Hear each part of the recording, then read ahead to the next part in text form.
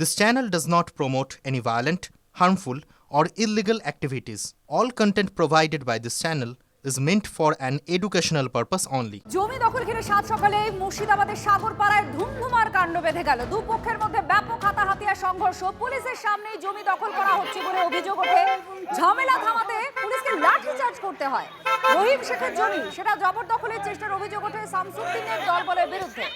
বাধা দিতে গেলে ধারালো অস্ত্র দিয়ে হামলা চালানোর অভিযোগ ওঠে।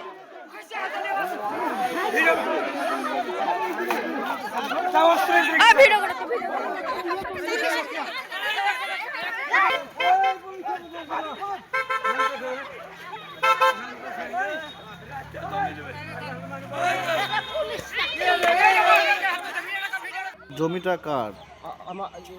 আমার রহিম জলিল আর ফজলু আর ফুলসার আমি এই ছজনের জমি সকালবেলা ওরা কি করতে এসেছিল? ওরা দখল করতে এসেছিল জোর করে।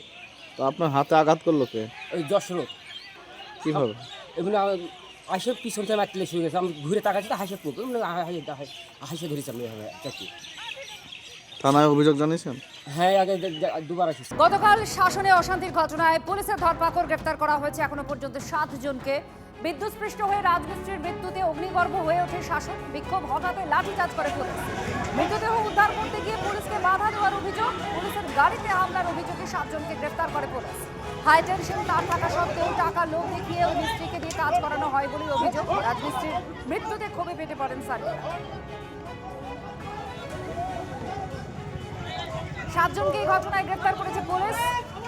লাঠিচার্জ করতে হয় পুলিশকে। বিক্ষোভ থামাতে গেলে এতটাই উত্তপ্ত হয়ে ওঠে পরিস্থিতি। এক ব্যক্তির বিরুদ্ধে বিক্ষোভ দেখাতে থাকেন এলাকাবাসী। হাই এক্সটেনশনের তার রয়েছে, তা সত্ত্বেও একজন রাজমিস্ত্রিকে দিয়ে কাজ করাচ্ছিলেন আর সেখানেই রাজমিস্ত্রির মৃত্যু হয়। আর তা নিয়ে ক্ষোভে ফেটে পড়েন স্থানীয়রা। মরদেহ নিয়ে যাওয়ার পথে পুলিশকে বাধা দেওয়া হয়, এমনকি পুলিশের গাড়িতেও হামলা চালানো হয় বলে অভিযোগ। আর তারপর 7 জনকে গ্রেফতার করে পুলিশ। ভোটের আগেই টার্গেট একেবারে বুথ, কারণ বুথ ভিত্তিক যে জনসংযোগ সেটা ফেব্রুয়ারিতেই শেষ করার নির্দেশ দেওয়া হয়েছে বিধায়কদের। বিজেপি নেতৃত্বে নির্দেশ দিয়েছে। পরীক্ষা চলছে, সেই জন্য বিধায়কদের বুথ স্তরে জনসংযোগের পরামর্শ দেওয়া হচ্ছে। প্রতিদিন 5টা করে বুথে এই জনসংযোগ সেরে ফেলতে হবে।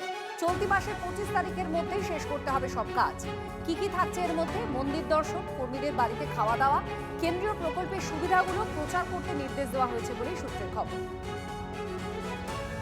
বুথে বুথে প্রচারের ওপরেই জোর দেওয়া হচ্ছে। জনসংযোগ সারতে হবে, মন্দির দর্শন, কর্মীদের সঙ্গে খাওয়া দাওয়া, কেন্দ্রীয় প্রকল্প বাড়িতে বা পরিবারে কি কি যাচ্ছে এই সমস্তগুলো সুবিধা প্রচারের ওপরে জোর দিতে বলা হয়েছে।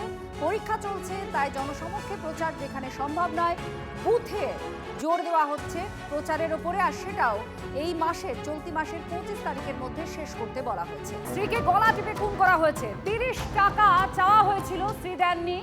গলা টিপে সেই জন্য স্ত্রীকে খুন করা হয়েছে বলে অভিযোগ। এমনকি থানায় আত্মসমর্পণ করেছেন স্বামী।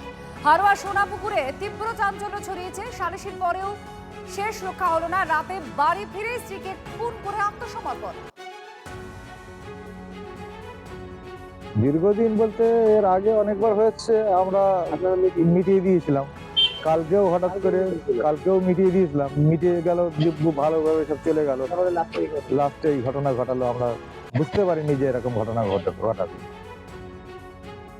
গলা টিপে হত্যা করার পরে সে নিজে থানায় আত্মসমর্পণও করেছে।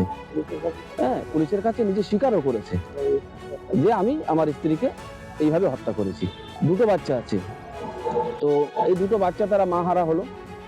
আজকে তারা মা ডাকতে পারবে না, মায়ের আদর থেকে তারা বঞ্চিত হলো। একটা অমানবিক ব্যাপার এবং একটা নৃশংস ব্যাপার। অতএব এই দোষী কোনো অবস্থায় যেন ছাড় না পায়, কঠিন সাজার দাবি করছি।